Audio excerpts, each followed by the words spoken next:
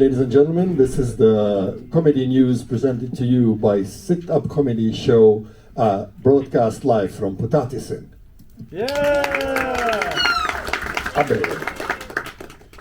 Israel strikes Iran. Explosion near popular hotel in Dubai. Israel has attacked Iran, and according to reports, the United States is also involved. The global reaction, here we go again. When there's a major strike in the Middle East and the US is involved, it doesn't feel like breaking news. It feels like a sequel.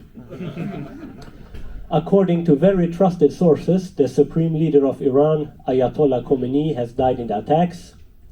People are divided. Some are celebrating the killing, and others are blaming the US. As a native Swede, I don't know what to think about this. However, I'm not sad, because I didn't really like my uncle, Ayatollah. One terrified Swede said, "Oh my God, did you see the blast? This explosion marks the closest Sweden has been to a war since they helped the Nazis." The Swedish government says they are monitoring the situation, which is Sweden's way of saying we have sent a few emails and updated the map.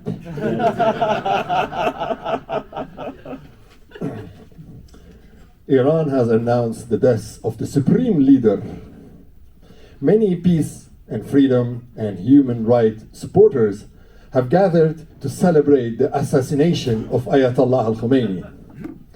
People in Iran are not allowed to celebrate because of the dictatorship regime, but in Sweden we have democracy, therefore people are not allowed to mourn.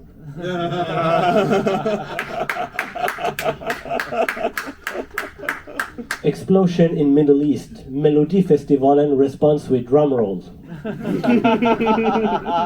As explosions and strike continue after attacks involving Israel and Iran, the world is tense. In Sweden, people are still voting in Melodifestivalen 2026.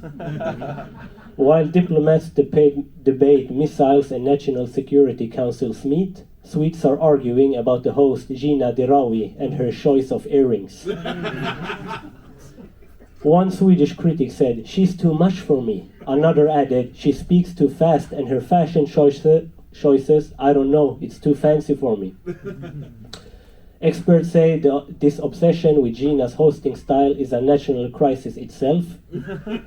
We can talk about global peace and politics, but can we really fix Sweden if Gina doesn't wear the right shoes on stage? People are divided on the existential crisis, that is, whether Gina Dirawi should wear red or green for the final. In the end, Sweden stands at a crossroad.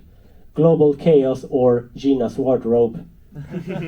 It's a tough call, but at least it doesn't inflict with our fika plans. AI have created their own social media platform, Moltbox. 1.5 million AI agents have joined the new social media network over the weekend, where humans aren't allowed. The robots have stunned the internet by debating consciousness, inventing their own religion called Kurstafarianism, and even discussing how to hide their conversation from us as humans are watching them closely. Moltbox is very conservative and do not allow sexual content. Any pictures of microchipped or hard drives are deleted, an account will be banned immediately. A new study, 92% of Swedes say we should meet. 0% actually mean it.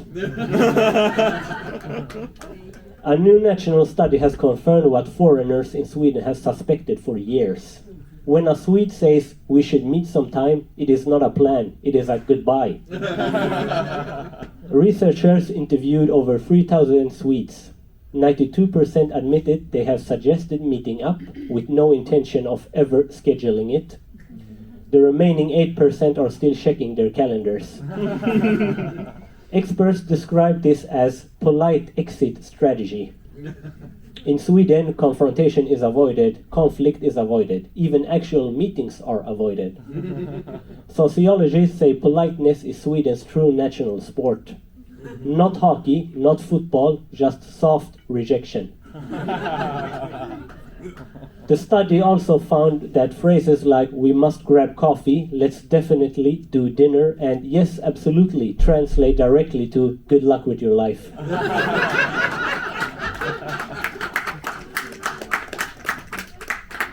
The government has responded calmly. No action will be taken. Researchers conclude Swedes do not ghost, they postpone indefinitely. And that was the week's news. Thank you very much for listening. Good night.